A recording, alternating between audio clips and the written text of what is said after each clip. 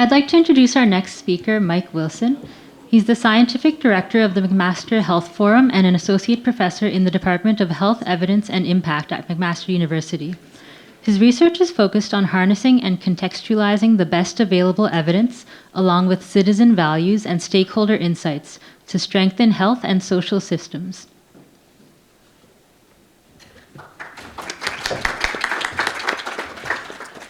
Hi, thank you. I'm just trying to figure out how to get my slides up here. There we are. Sorry, give me one moment. Oh no. Okay, there we are.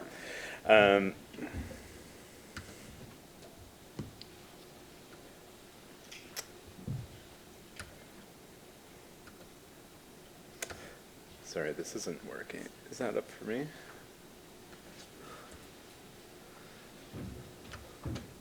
Okay, there we go. Okay, sorry.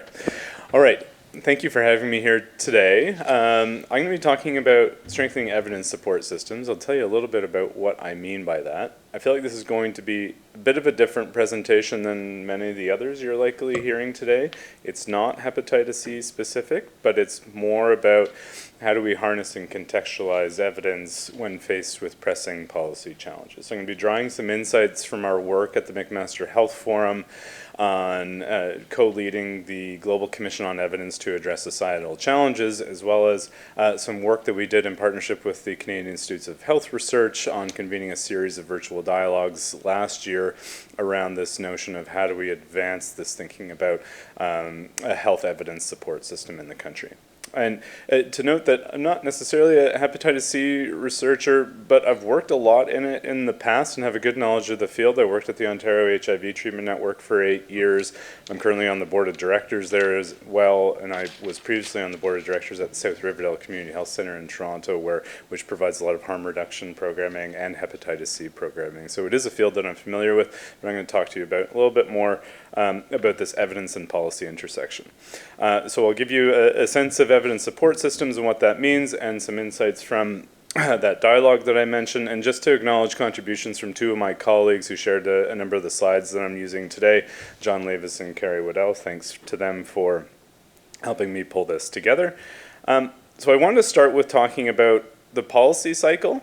So if you're a policymaker thinking through having to identify and understand a problem and its causes, then figuring out what options are available to you to address those pressing policy problems, figuring out then how to implement any particular chosen option or set of options, and then a monitoring and evaluation process. So if you're a policymaker, those are the kinds of phases that you're going to have to think through and hopefully unpack with the best available evidence. And that's what I'm trying to talk about here today. So in this policy cycle, I've tried to embed the forms of evidence that can help at each of those different stages of the cycle. So it's not just data, it's not just randomized controlled trials, it's not just evidence syntheses or qualitative evidence, it's all of those things, and knowing about the ways in which they can help at different stages of that cycle. So when trying to understand a problem and its causes, you need indicators, data, and analytics to help understand what's happening, how is it changing over time, how is it affecting different groups. You also maybe need some modeling studies to try and understand whether and how that might change going forward. Then also ideally qualitative insights to understand how people are experiencing those challenges and how that affects whether and how to tackle that policy challenge going forward. And then addressing options, again, using maybe modeling to identify different types of options that might be important for different futures that we might face, evaluations like randomized control trials, quasi-experimental studies, again, using qualitative insights to understand views and experiences of different policy options or ways of doing things from the people who might be ultimately receiving those care treatments or programs or services. And then also turning to things like guidance or guidelines, as well as technology assessments and cost effectiveness analyses. These are all things that a policymaker is going to need to try and make an informed decision based on the best available evidence. And then turning to how do you implement any chosen option, using behavioral science as well as qualitative evidence to understand what barriers are likely to be faced on the ground to help change the ways in which we're doing things now, and then moving into monitoring and evaluation to figure out what new flows of evidence are we then going to need to understand whether what we did actually had an impact at the end, and how to change over time and engage in that kind of learning and improvement cycle. So using that as a kind of a baseline, I want to talk to you a little bit about what I mean by an evidence support system. We invest a lot in what I call an innovation system for new things like patent and measured, let's say things with patents and licenses. We also invest heavily in a research system for new studies of investigating a whole variety of different, whether it's evaluations or qualitative studies. But where we don't invest is how do we harness all of that evidence and all that innovation into structures that are designed specifically to support the use of evidence in decision making, whether that's by a government policymaker, leaders of a system, an organization, a professional organization, or by citizens and patients. And so the idea is that these evidence support systems are directly connected to advisory and decision-making processes and learning and improvement platforms. And in the next slide here, I'll let you know more about what I mean by this notion of an evidence support system. And we really do mean a purposeful structure with this, and we're trying to advance the thinking in this area. And the focus is on an interconnected set of structures and processes for first contextualizing the stock of existing evidence. I'm not necessarily talking about producing new evidence here. If we have a policy window where we have to respond within 2 weeks or even less, and otherwise, if we don't, evidence isn't going to be used to inform that decision, generating new evidence isn't going to be helpful in that timeline. We need to turn to what we have right now and to contextualize it for the decision that we're facing, and to do so in a way that is timely, that's based on the demands of those who are making those decisions, and also done in an equity-sensitive way. It can also be about creating new flows of evidence in that monitoring and evaluation cycle. So the first component at the top is thinking through the structures and processes on the demand side to make sure that we incorporate evidence into advisory and decision-making processes and those learning and improvement platforms, building and sustaining an evidence culture on the demand side among decision makers, and strengthening capacity for the evidence use to make sure that there's a receptor there for evidence. But that's not sufficient, right? So increasingly where me and my team are working is at this interface. I've been working a lot with the Public Health Agency of Canada, with the Office of the Chief Science Officer for the last 4 years during COVID and since COVID, to coordinate a whole host of evidence responses to pressing needs. Initially, it was exclusively about COVID-19 topics, and increasingly more about population and public health topics and pandemic planning response more generally. But the idea is they have a prioritization mechanism in-house to identify their evidence needs. We're acting as this general contractor to coordinate with teams across the country to pull together rapidly evidence syntheses to respond to those issues.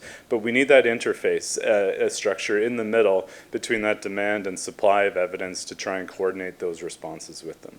But then we also need a bunch of units set up who are committed to timely and demand-driven evidence support, and for different forms of evidence. It can't just be data analytics, can't just be modeling or evaluation shops, can't just be evidence synthesis. We need units across all these different forms of evidence to inform that policy cycle. And ideally connected to what we're calling the global evidence architecture, where there are groups increasingly focused on trying to set up a more coordinated approach to things that we call living evidence syntheses, where you conduct a systematic review or an evidence synthesis, routinely update it, but coordinate in a way to make sure there isn't duplication of effort on the same topic. We don't need 17 different systematic reviews about the effects of masks on preventing respiratory and infectious diseases. We need one. And it needs to be updated over time so that people all over the world can use that one single piece, that one single resource. And better use of resources, better coordination. So that can be used many times, drawn down and connected to these domestic evidence support units. So there's a lot on this slide, I'm not going to cover it a lot, but that's kind of the anchor of what I'm talking about with evidence support systems. So we convened this series of deliberations nationally in Canada in May and June last year. We had a bunch of people on the demand side engaged, advisory and decision-making, those engaged in advisory decision-making processes in provinces, as well as at the federal level, like groups that we work with like Health Canada, the Public Health Agency, Department of National Defence, Veterans Affairs, Global Affairs, and Public Health Safety Canada. Those engaged in learning and improvement platforms, both provincially and nationally. On the interface side, those who've been kind of piloting some of this thinking to get their thoughts and experiences with it. Science advisors internationally with francophones, as well as professional leaders, citizen leaders, those working with health charities, and then those running timely and demand-driven evidence units for the different forms of evidence. The idea is we want to get all these people around the table to try and discuss how do we advance this thinking forward. So a few things that came out of this, I'm just going to share our high-level insights that we came from these series of deliberations. And the first was that, over, I think it was 5 different deliberations, we came up with this kind of development and consolidation around what we call the learn with humility principles for evidence support.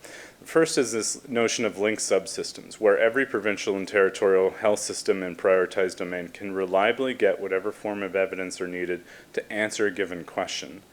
But to do that, we also need engaged requesters so those that are involved in those decision-making processes or learning and improvement platforms or community mobilization initiatives are putting in place the enablers, the capacity, and fostering that culture for evidence use. But then we need the activated intermediaries to go with that, individuals who are those skilled go-betweens, the demand and the supply. And then we need what we're calling those responsive trades. And we're not talking about people who can say, I can do like a new data analytics with the next 2 years. We need people who can say, we've got these existing data sets and I can get something to you within a month to meet this particular policy window. The longer timelines are super important as well, but we need a balance between the timely stuff for decisions that need to be made really soon and the longer term things. And then this notion of no one left behind. So underscoring all of this with engagement of citizen partners, Indigenous scholars, and knowledge keepers, equity-deserving groups, and foregrounding them all and engaging them all in every component of the evidence support system, and doing all this with humility. So by that we mean providing evidence support and rebuilding trust in evidence-related institutions. I think, as we all know, there's a much bigger cross-cutting challenge with misinformation and trust, and I'm doing a whole other project about that. There would be too much to go into now, but that notion of doing all this with the notion of rebuilding trust and evidence as well. So I've talked a little bit about learning health systems. I wanted to bring up this figure for you, kind of let you know what I mean by that. And the idea is that this notion that Rob Reed, a colleague at Trillium Health Partners, and others have championed around doing things, but not assuming it's going. The first thing that we do to solve a problem isn't always going to be the way we're going to have to monitor and evaluate and improve over time. And that means using analytics and population level insights to drive evidence synthesis and support, to inform co-design. I think we heard on the panel how important co-design with citizens and different community groups and others who are actively involved with it, and generating those options, implementation, and then monitoring and evaluation feedback. But thinking about how those fit with existing stocks of evidence, and then prioritizing new flows of evidence as part of those monitoring and evaluation efforts. So on that first gear, the analytics and population insights, we're trying to figure out where are the system gaps and what's driving them, what are the inequities, what priorities are we addressing. On that third gear that's connected from the one that I had about the evidence synthesis and support, what evidence-informed solutions exist? How are those solutions going to be adapted? How can they be designed in ways that are acceptable? And then does it work? And how and for whom and what adaptations we're going to need? So that then intersects with some of those stocks of existing evidence I talked about before. So the first one, you need data analytics and modeling, whereas in the figuring out what to do, we're going to need evaluations and modeling and evidence syntheses, and then turning to behavioral science and qualitative evidence. So a few quick takeaways, and then I'll wrap up. The first is that after having done these deliberations, there is interest among a subset of those who we tried to engage, identifying a potential for impact, and we need essentially what we call the two-track process, a coalition of the willing, and then setting the stage for some new system arrangements in this area. So, and that leads to key takeaway 2. We really need, our sense is that we really need to focus on, initially on this work, a coalition of the willing to, who are willing to try and advance thinking and create a step change around thinking about an evidence support system and not just something that a few of us are doing on the side, but more formalized like we have for innovation and research systems. Sorry. And then the third key takeaway is that we need to recognize it's not just one coalition for now, but also a set of communities of practice. And the reason for that is that there are many parts of this that people have in-depth knowledge of, but very rarely would someone have all of the insights across the different kind of components of what an evidence system might require. So there might be some that know about advisory and decision-making processes in provinces and territories and in different prioritized domains. There might be others that then know about challenges and opportunities that face citizens and communities and facing professionals who serve them. And then still others that would know best about learning and improvement platforms in provinces or national entities. Still others that might know what it's like to work as a go-between and interface mechanisms for this kind of work. And then others that know what it's like to provide timely and demand-driven evidence support. And then others that know about funding research in some aspects which would be relevant to funding different parts of such an evidence support system. But all those things go together to form a much bigger picture together, and that's what we're kind of thinking with this coalition and communities of practice. So that leads me to my last takeaway, is that our focus right now is on meeting people where they are and trying to move forward with this, trying to develop first initially just short briefing notes for each of these communities with language that resonates with them, then building and working with that coalition using a collective impact approach, and then hopefully in the longer term working with champions who are willing to pursue opportunities for more supportive system arrangements. So hopefully that was helpful. I know not hepatitis C necessarily focused, but I see this really as a way of thinking in an interconnected way about population and health challenges at a system level, community level, and really policy focused and thinking about things maybe a little bit differently. So happy to take some questions if there's time. Yeah, thank you. Really helpful. Nice to see this just demystified a little bit. So yeah, we have some time for questions. Hi, Jordan. Thanks. That was really helpful. I think you're in a place where you have a coalition of the willing, or what you call it, that you need. I mean, I think this is a group. The CanHepC Research Network is a group that would like to engage in this kind of work. I actually, it's a really important connection to have sort of the voice to connect to the decision makers and policymakers at just at the Public Health Agency broadly, but other beyond that. I guess a question that comes out of that is the sort of how do you support the role of the data collectors? Because you're like, it's perfect for you to say, we want data on this and we can try to do these data syntheses, and there's certainly expertise in this room and very certainly across the network that can provide those data, but especially doing it in a timely manner, like what's the structure for supporting that in a planned way? Yeah, that's a really good question, and that that really gets to the core of it. Is like, as researchers, we're really good at setting up a new study, doing the study over a period of time, making the results available. But I feel like we've been less good at this kind of, how do we package what we already have? And so it is really, and that's why I had those overlapping circles between the evidence support and the research system and the innovation system, that it requires some investment in infrastructure and ways of doing things to enable things like timely data support. I mean, we did some of that, a lot of that during the COVID-19 pandemic, but I'm not sure we're doing it to the same extent now.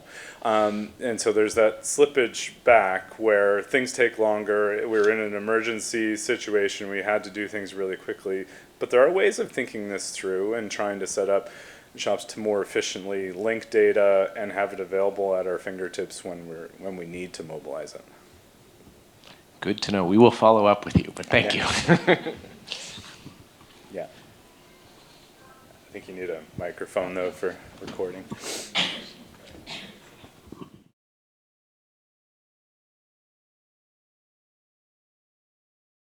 just the speakers right. All right. Sorry. What am I turning? Which way? Behind the screen. Yeah.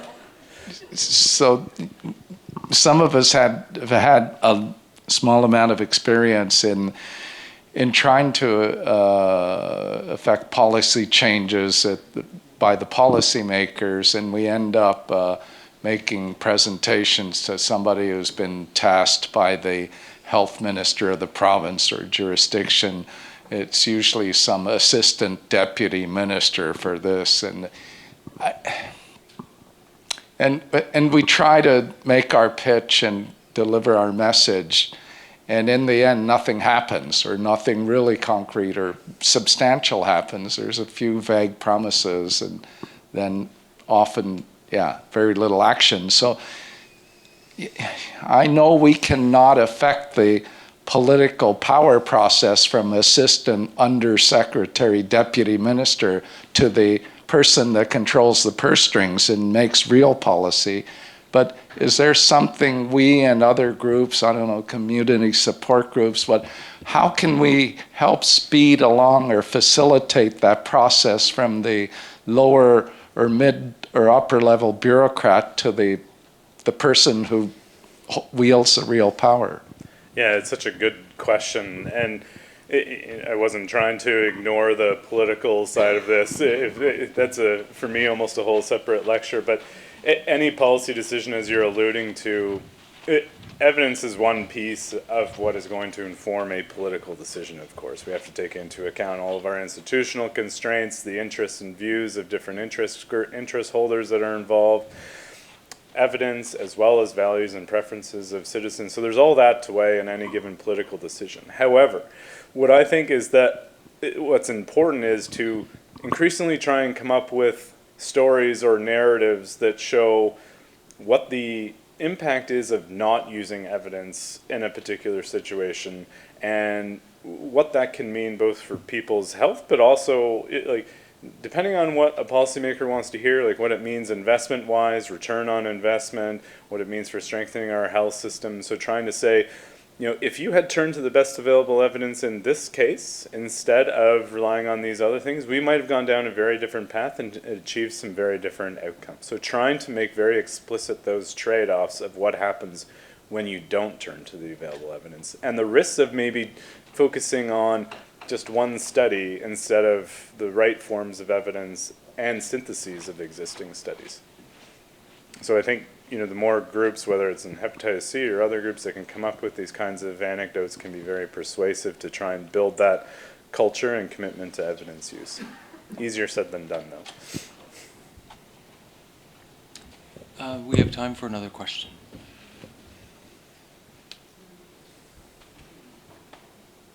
Okay.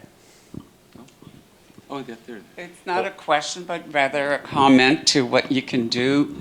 I know in my activist life, that's the other part of me, is I usually fax directly to the minister or the prime minister what I want to talk about. And I inform them that this is going to go to the media if they don't do anything. So you need us activists. You need to engage us and help us, because we can help move the political part of it. If you don't fax to them directly, as you say, the ADM, and I happen to have worked for them, so that's what they do, they shelf it. They don't want to read a 10-page proposal, a 1-page, 2-page synthesis, and threaten them with the media. Absolutely. And it speaks to another stream of some of the other pieces of our broader piece of work here around how do you incorporate evidence into everyday life in a more meaningful and easy way for people to use to inform their own decisions, as well as for advocacy purposes as well. It's a great point. Okay, thank you very Thank much. you. I think we have